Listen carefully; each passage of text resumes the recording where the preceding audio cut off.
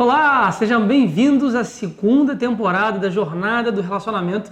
Hoje é a segunda aula. Se você, por algum motivo, não assistiu a aula número 1, sai daqui, vai lá assistir a primeira aula, porque a aula de hoje é um complemento, né, uma segunda parte da aula número 1. Então hoje você vai ter a oportunidade de concluir e de construir aí esse pensamento, esse novo modelo que você vai ter de casamento. Lembrando que você precisa usar o PDF que a gente disponibilizou lá nos nossos grupos de apoio, tanto no Telegram quanto no WhatsApp, para você acompanhar a aula bonitinho, pegar o seu papel, a sua caneta, voltando a falar do que a gente disse lá na primeira aula, tá? Você pode mudar o seu relacionamento, você tem condições sim de escrever uma nova história para o seu relacionamento e de aprender, de estudar. A gente gosta de falar, né, que para casar você precisa estudar. Estuda para tanta coisa e para casar você vai querer entrar achando que as coisas vão se resolver sozinho, não vai. Você precisa aprender e crescer com o que a gente quer ensinar para você aqui. Bom, a aula de hoje a gente quer falar sobre a grande influência da família na formação do casal. Você não tem ideia de como a sua família, é isso mesmo, a sua família de origem, seu pai e sua mãe, para quem foi criado pelo pai e pela mãe, ou a pessoa que criou, que participou da sua primeira infância, o avô, a avó, o tio, os amigos, as influências, não é? Esse grupo principal que influenciou a formação da sua cultura, da sua personalidade, das suas crenças e dos seus valores também. Quando você chega numa nova família, quando você vai formar a sua família, você vai ter a possibilidade de você, e agora? Como que a gente faz isso daqui? Como é que a gente resolve? Tem uma frase muito interessante que a gente quer falar para você, que é: as semelhanças e as carências que cada um trouxe de suas respectivas famílias vão produzir atração em um momento ou fazer com que se repilam em outro. Moisés Grossman, ele fala isso, ele é um psiquiatra e terapeuta familiar, e ele tem essa tese: quando você, no primeiro momento, você é atraído por aquilo, né? Lembra daquela pessoa extrovertida, que quando uma pessoa tímida se atrai por alguém que é o oposto dela, mas depois, com o passar do tempo, aquilo acaba afastando. E é sobre isso que a gente quer falar com você hoje. O que atraiu é também o que pode, ou que tem o potencial de separar vocês. Isso tem tudo a ver com as nossas famílias, com família de origem. E nosso objetivo aqui é que essa aula dê conhecimento para você, por meio dessa aula, acabar com essas brigas, com essas disputas que o casal acaba vivendo para estabelecer ou para afirmar inconscientemente qual que é o modelo certo. É o meu modelo?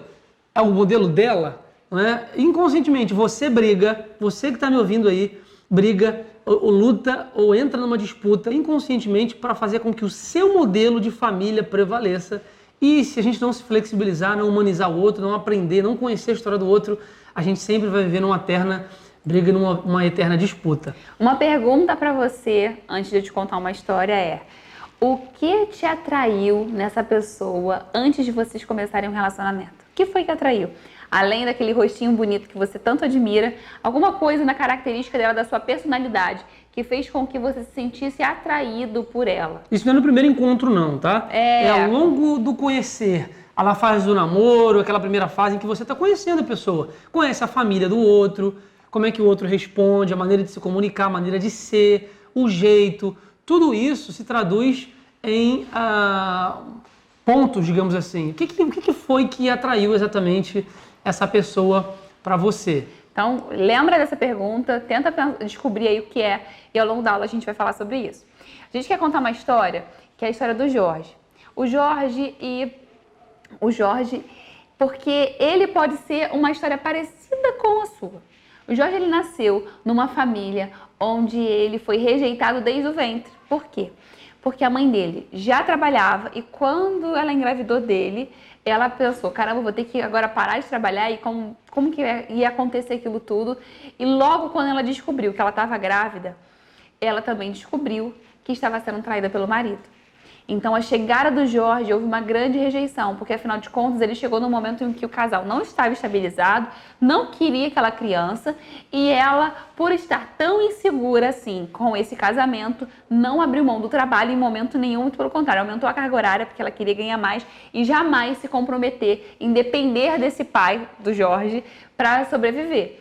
Então, o Jorge, assim que ele acabou aquele período de maternidade da mãe dele, ele foi colocado na creche e assim ele cresceu, tá? Com o afastamento ainda, o distanciamento emocional dos pais, porque os pais permaneceram casados, porém não tinham aquela parceria, aquela conjugalidade, aquele amor todo, aquele vínculo, e isso refletiu também para ele.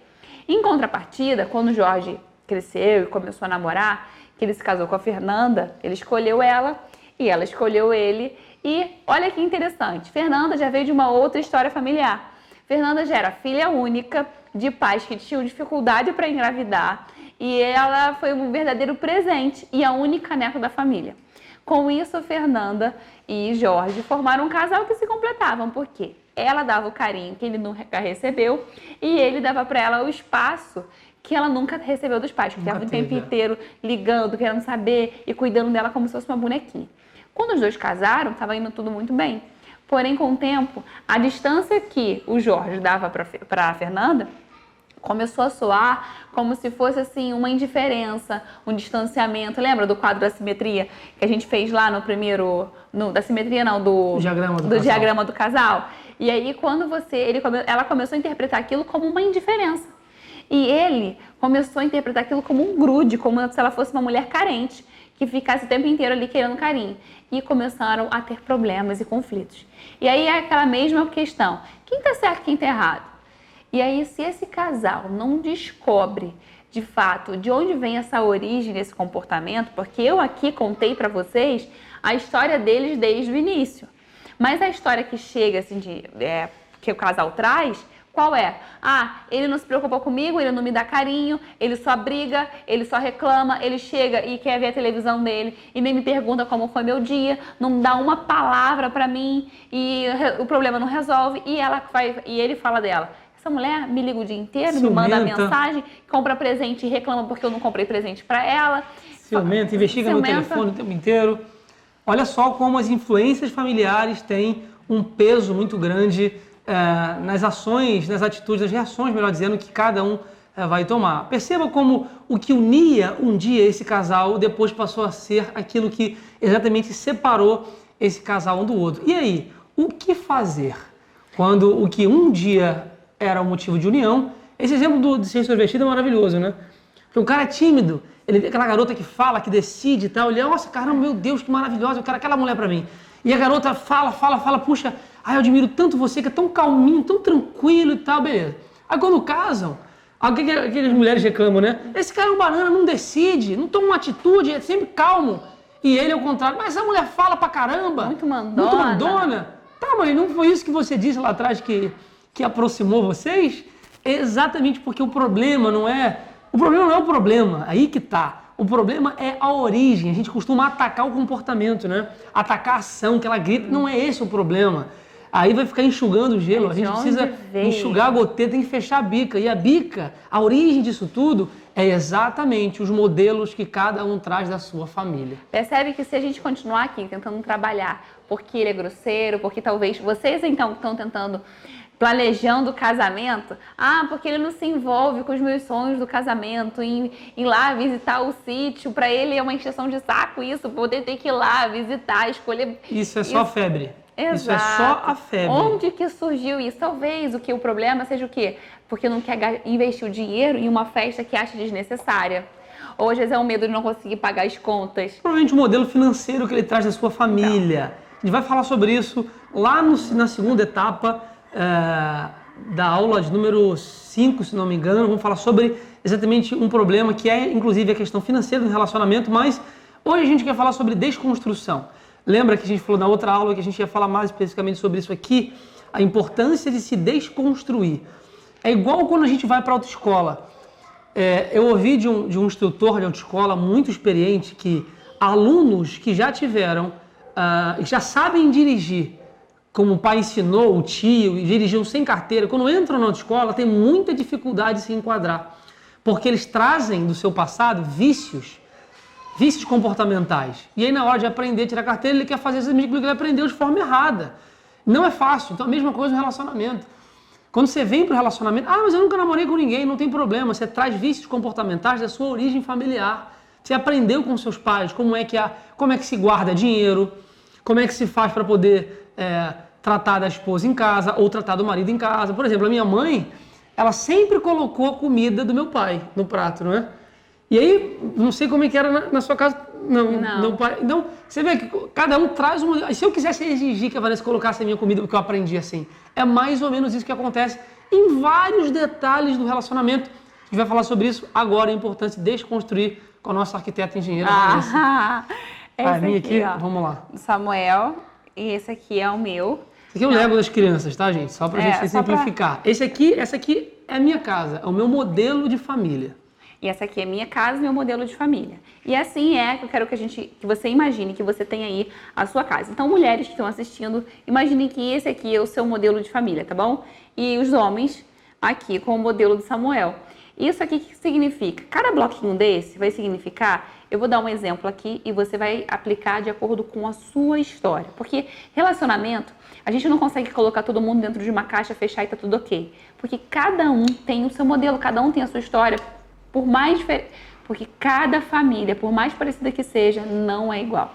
Então, olha, um bloquinho aqui, ó, vai representar que na sua família a galera dorme tarde, tá? Dorme vai pegando tarde, os conceitos, pega os conceitos. Dorme tarde. Para aplicar na sua vida. Esse outro bloquinho aqui é que lá na sua família, estabilidade financeira significa passar em concurso público. Pode ser qualquer concurso público, mas tem que passar no concurso público. Porque aí você vai ter que pegar do seu. Fala do seu. Tá. Horário de almoço. A minha família almoça tarde. Lá para as 2 horas da tarde. Acordam tarde e tomam um café tarde também. E nessa família aqui, ó, todo mundo acorda cedo e almoço no máximo meio-dia no prato. Aqui a família, ninguém gosta de concurso público, é empresário. Acha que concurso público é prisão. Todo mundo é autônomo e quer viver a vida. Tá aqui, ó, os empresários da família. E aqui nessa família existe um compromisso religioso. De ir à igreja aos domingos, de oração, de leitura da Bíblia todos os dias. Aqui não, aqui domingo é churrasco. Churrasco, aí... come carne. A sua não come carne, como é que é? Não, na minha não come carne, come frango. Frango, então. Come frango. Aí vamos construindo aqui, olha só como é que essas famílias são diferentes. Não é vegetariana não, tá quase vegetariana a minha família. E aí aqui, o outro modelo que a gente quer colocar é que homens não ajudam dentro de casa nas tarefas. As mulheres que cuidam de tudo, que cuidam dos filhos, e homem mesmo, que é macho, não toca em nada de casa. Aqui, como a família é uma família de empresários, todo mundo trabalha, então os dois têm que dividir tarefa. Tanto a mulher trabalha como o homem trabalha também. Então não tem negócio de a mulher trabalha em casa, não. A mulher só fica em casa lá, tem que ir pra rua trabalhar também. E nessa família aqui, muitos filhos, tá? Muitos filhos. Quantos filhos Deus mandar? Muitos filhos. E aqui é uma família que tem poucos filhos, na verdade... É um filho único, né? Um filho único, porque o casal não tem muito tempo para resolver negócio de filho, então tiveram um filho só, tem empregada, babá, etc. Então... Olha como as famílias são diferentes, modelos diferentes, aprenderam conceitos diferentes. Sobre sexualidade, vamos falar sobre sexo? Então, nessa família aqui, sexo é um tabu, vamos dizer assim. Que sexo é um segredo. Filho não sabe de nada sobre isso, ninguém informou nada sobre isso. Na verdade, existiu até um abuso sexual que marcou essa menina de uma forma que ela se sente suja até mesmo com a sexualidade. Aqui é uma família mais aberta, tá? A sexualidade é falada, é exposta, existem brincadeiras, etc. Então, esses dois modelos, ó. Você desconstruiu? Desconstrói? Desconstruí também aqui, ó. Esses modelos precisam ficar assim, ó. Todos eles desconstruídos e juntar. Porque se pegar os dois e tentar encaixar os dois, não dá certo, fica estranho, esquisito. Porque a grande briga é que uma família às vezes um dos lados tenta impor que o modelo certo é o seu e o outro lado tenta impor o seu próprio modelo. Quando o casal quer ser feliz, ele precisa fazer isso aqui. E isso é flexibilização perfeita. Não é quando eu entendo que a minha parte não é que tem que ser, e nem a dela tem que ser. Vamos sentar, vamos conversar. Comunicação é fundamental para isso. Por isso, nós escolhemos... A última aula vai ser sobre isso, o poder da comunicação. Como é importante vocês estabelecerem uma comunicação franca para que vocês consigam resolver esse tipo de conflito aqui. Então vai montando, bebê. E aí a gente vai pegando aqui, ó, olha só, eu trago a base da família dela, que é uma família estruturada, uma família melhor. E a gente vai construindo. Vai construindo. Aí vai pegando as verdades de vocês e vai montar do seu jeito. Um exemplo. Então, poxa, legal, eu gosto de ir para a igreja. Vamos criar a nossa família vai ser baseada nisso. Valores do evangelho. A gente vai para a igreja. A gente pode, depois da igreja, comer um churrasco. Aí, beleza, vamos comer um churrasco.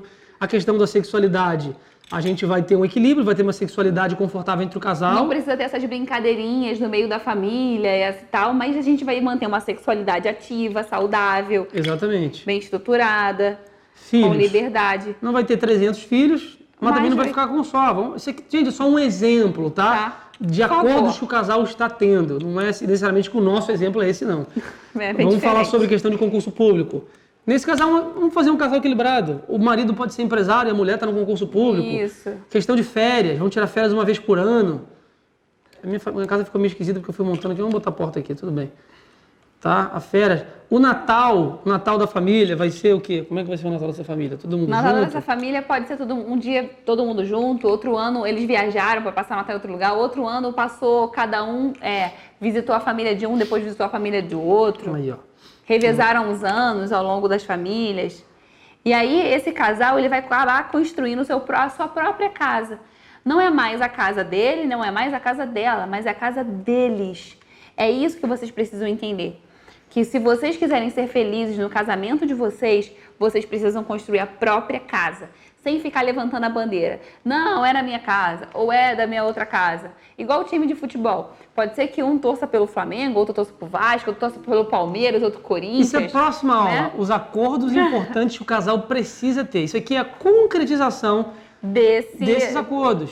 Você está vendo como é importante você que namora, você que está noivo, e você que é recém-casado, é para vocês que a gente quer falar aqui, como é importante vocês aplicarem esse conhecimento no dia a dia de vocês, porque para o relacionamento de vocês ser saudável, ter sucesso, funcionar, serem parceiros, é preciso disso aqui. Ó. Isso aqui é a concretização de parceria. É vocês construírem o próprio modelo de vocês. Isso aqui não é do dia para a noite não, tá, gente? Não. É uma construção. E uma coisa que eu quero ressaltar aqui é que esse modelo aqui não é algo que você vai fazer agora e que vai estar tudo certo para o resto da vida. A vida, ela é cíclica, ela é montada por mudanças. Então, houve uma mudança de emprego, houve a morte de alguém. O nascimento de um filho, isso aqui vai se desconfigurar para se configurar de uma outra forma. Quando a gente teve filho, quando a gente se mudou, não é? Viemos para outra casa. Mudanças. Há mudanças. Mas se vocês pegarem o conceito, entenderem, os dois entenderem isso, e decidirem como um casal construírem uma história de amor para o futuro, para o propósito de vocês, não há mudança e crise que paralise e destrua o relacionamento de vocês. Mas que vai criar essa flexibilização. Agora exemplos, tá? Exemplos nossos, por exemplo. Tem casais que um dos dois, um caso grave, conta tudo para a mãe, né? Vamos supor que eu conto tudo para minha mãe. E aí, digamos que eu não conto nada para minha mãe. Não tá nada. Ai, meu Deus, não tem problema. Essa crise do casal. A crise do casal, a quarentena chegou. Aí agora esse casal vai ter que se reconfigurar e se montar novamente. Montei. Para conseguir, porque nem o empresário está trabalhando, nem a funcionária pública. Mas, gente, vou botar aqui para ficar, vou botar aqui bonitinho. Então, sogra. Sogra é um ponto nervoso, sensível de qualquer relacionamento, tá? Eu amo a minha sogra, e ela também ama a sua sogra. Mas a questão às vezes não é a sogra, às vezes é o filho da sogra, às vezes é a nora. A questão não é essa, a questão é que essa triangulação entre a sogra, a filha ou o filho e o outro, e a nora ou o genro, cria exatamente um ponto de sensibilidade, porque se eu não tiver maturidade, por exemplo, no nosso caso, eu conto tudo para minha mãe, a primeira pessoa de contato vai ser minha mãe, não ela. E o casal precisa ter confiança, haver credibilidade, os segredos do casal. Uma coisa interessante que eu vou deixar, só um exemplo aqui, ó. Faz só um triângulozinho ali embaixo, só para eles entenderem. Tá aqui, ó. Um triângulo pequenininho aqui, para entender quando acontece, olha. Antes de casar, tava lá o filho e a mãe. Faz assim, o filho e a mãe. Tá, filho. E a mãe ali em cima. Ah, pode ser, não tem problema não, tanto faz. E aí agora chegou a nora, né? Agora chegou a nora. É o filho da mãe e a nora. Antes dele casar, o filho e a mãe estavam conectados. Tá vendo aqui, ó? Estavam conectados. E a nora não existia, estava fora desse triângulo. Quando a nora chega, o filho se conecta com a nora. Ele se conecta com a nora e é preciso cortar com a mãe. A conexão com a mãe, mas a mãe sofre. A mãe sofre e muitos filhos ficam com algum peso emocional. Por quê? Muitas mães foram deixadas pelo marido, foram abandonadas de casa, ou muitas vezes moram com o marido, mas fizeram um vínculo tão forte com o filho que hoje elas estão casadas com o marido, mas não existe mais essa parceria de casamento. E aí para elas funciona como um divórcio, a saída dos filhos de casa. Existe um bloco específico sobre isso Na mentoria, não no curso, na verdade, mas é preciso vocês entenderem o ponto sensível que é isso aqui.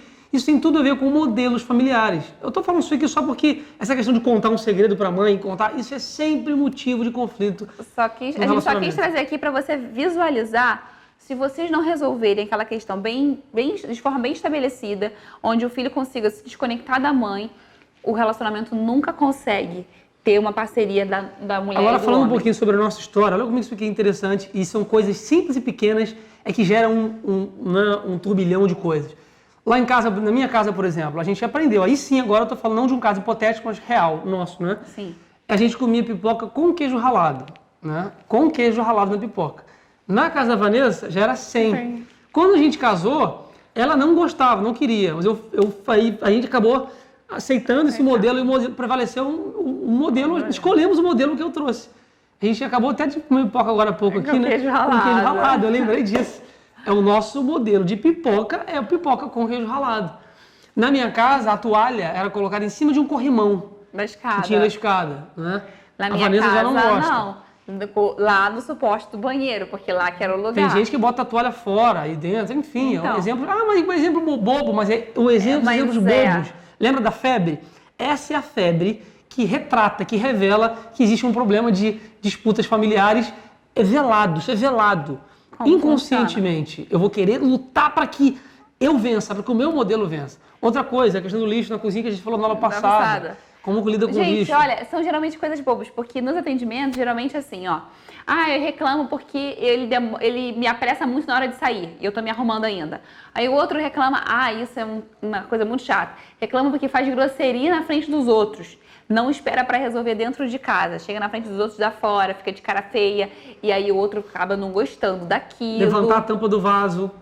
Gente, é só bobeira. Levantar a tampa do vaso. Outra coisa, isso é importante. Aqui em casa sempre tem negócio. Arroz requentado. Lá em casa, minha mãe nunca teve problema com isso. Porque trabalhava, né? E minha mãe trabalhava, meu pai também, então aí requentava arroz, beleza.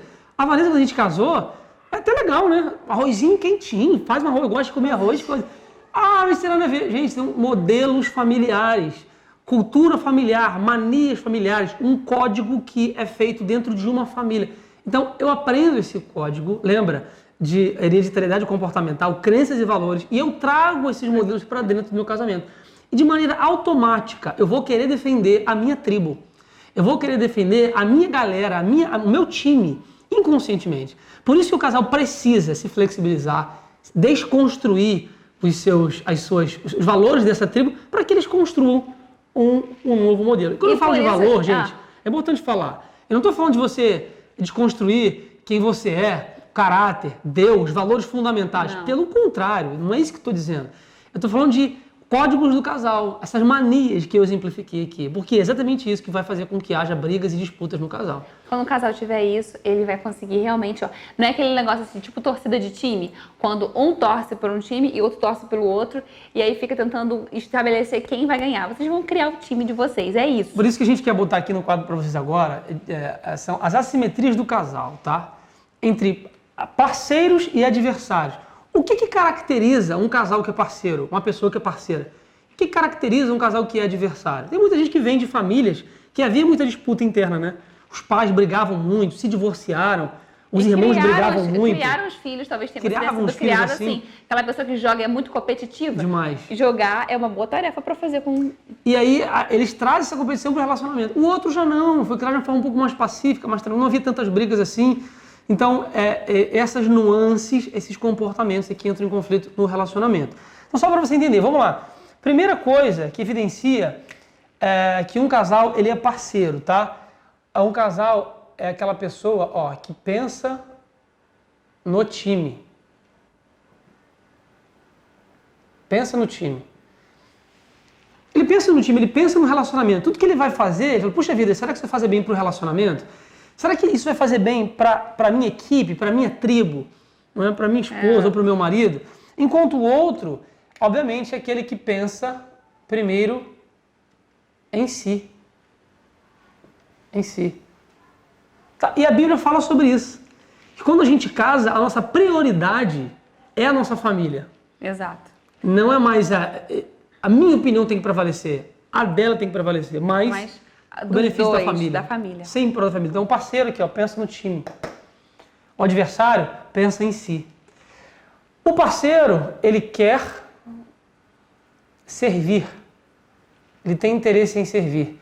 Enquanto o adversário, ele quer ser servido.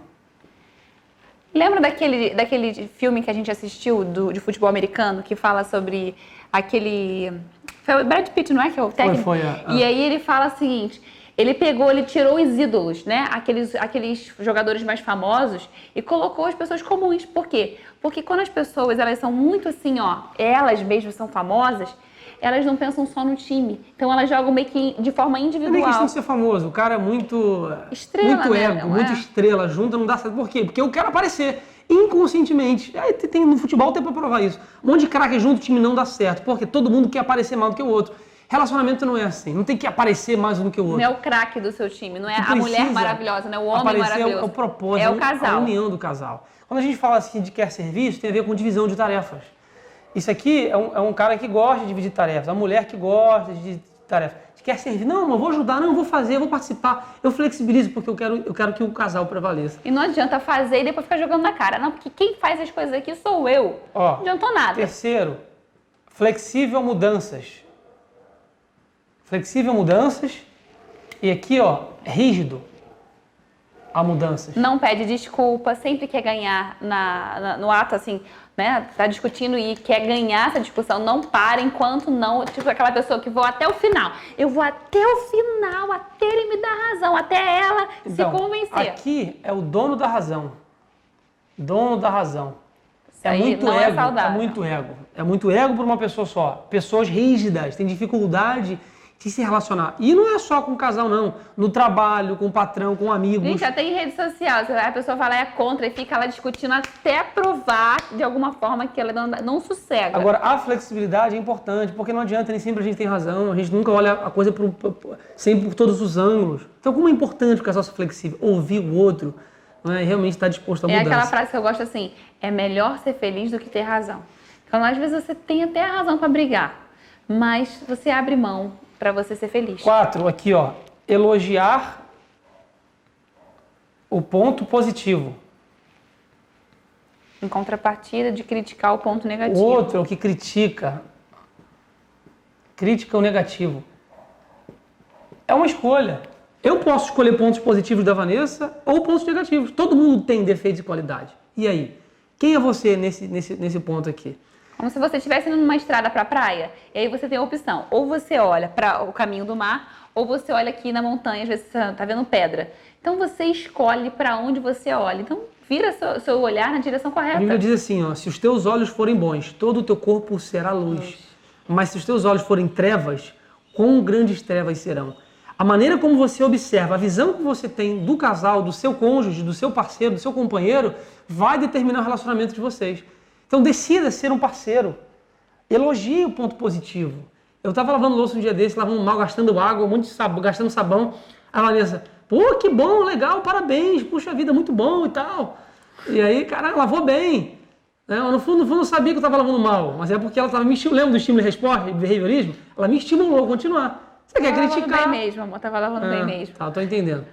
Ó, e em quinto e último lugar, existem outros, mas olha só, o casal é maior do que os problemas. Enquanto no outro, o casal, ó, é menor do que os problemas. E aí? E aí você precisa se ajustar e faça aí agora qual é o seu modelo. Dá uma olhada nisso aqui. A gente vai colocar agora para você na tela esse quadrinho bonitinho. Vou colocar na tela para você e vou dar aí uns 30 segundos, ou menos até, para você dar uma olhada nisso aí com o seu parceiro ou com a sua parceira.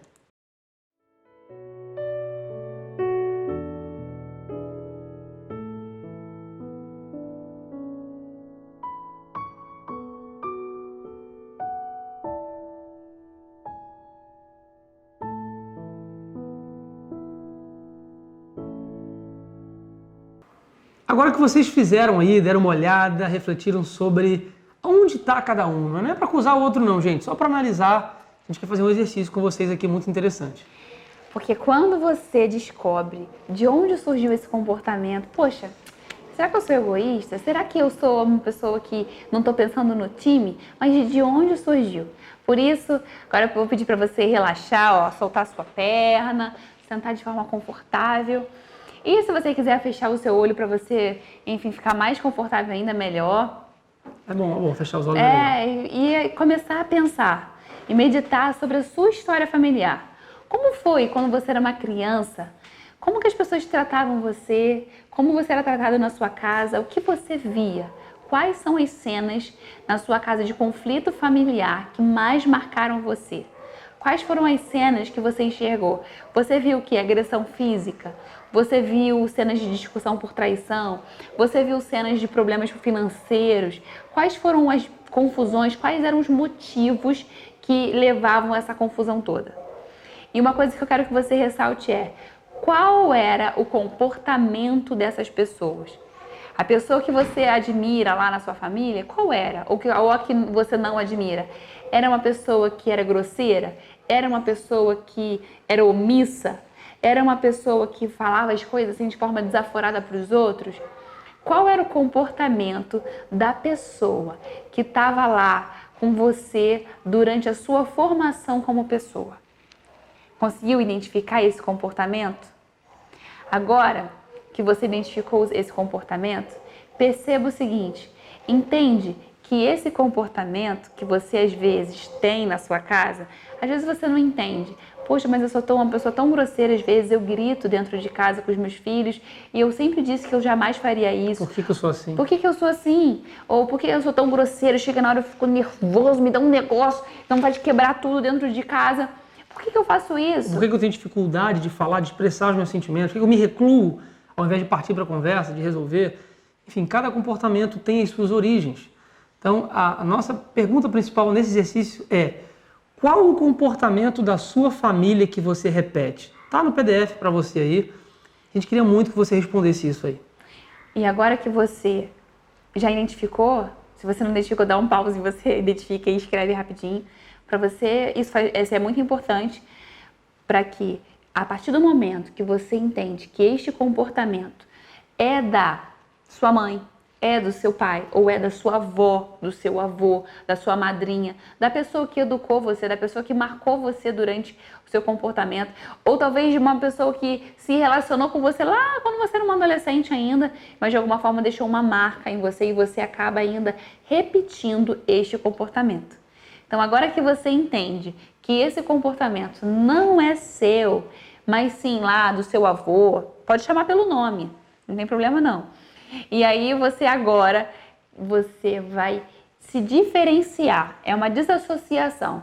Esse comportamento não me pertence, esse comportamento pertence a fulano, aí você vai dar o nome, pertence ao Antônio, pertence ao Fernando, pertence a quem? A Beth, pertence a Ruth? De quem é esse comportamento que você tem? Então você fala assim, quando você tiver um comportamento desse, você fala assim: Ruth, me deixa, não sou eu, sou uma outra pessoa. Acho que meu filho tá tocando um piano, não sei o que é. É o que? O Samuel. Pronto. E aí desligou aqui, e aí agora você vai fazer o seguinte: você vai se despedir desse comportamento. Vanessa, então agora que eu pensei nisso, acabou, nunca mais eu vou repetir esse comportamento? Infelizmente não. Tem uma frase que diz que um hábito, ele não pode ser jogado pela janela. Ele precisa descer a escada degrau por degrau. Como é isso? Todo dia, quando você vier a ter um comportamento desse, você vai rejeitar esse comportamento. E você vai decidir não fazer aquilo. O passo mais importante é o primeiro lá, é você se conscientizar. Descobrir que comportamento é esse, de onde ele veio, isso vai ajudar muito você já. Você compreende, então, que esse comportamento ele representa o modelo da sua família, ou de alguém, e não o seu. Você pode sim. Você percebe como você pode ter um novo comportamento, como você pode ser diferente? E é isso que a gente quer propor para você aqui agora. Mudar os seus hábitos, mudar o seu comportamento. Entendendo de onde ele veio, por que ele veio e o quanto isso prejudica o seu relacionamento hoje. E agora que você já é uma pessoa diferente, não pare. Não pare. E não pare de se conhecer. Porque não é só esse comportamento. Quanto mais a gente vai buscando, mais a gente vai se conhecendo. E quanto mais a gente se conhece, menos parecido a gente fica com o modelo dos outros. E com mais coragem e ousadia de criar o próprio modelo a gente tem. Então, crie o seu próprio modelo, se diferenciando das coisas do seu passado, daquilo que você já viu, mas que não é você.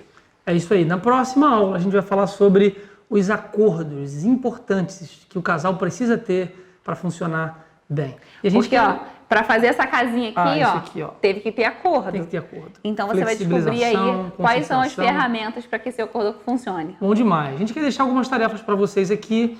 Primeiro é um filme que a gente quer deixar para vocês assistirem, né? Que chama-se Casamento Grego. Não é que você vai ter esse casamento grego, não. Mas é um filme que evidencia muito, vai solidificar muito o conhecimento que a gente trouxe para vocês aqui hoje, porque mostra exatamente a diferença que as famílias têm na hora de um jantar, por exemplo, do almoço.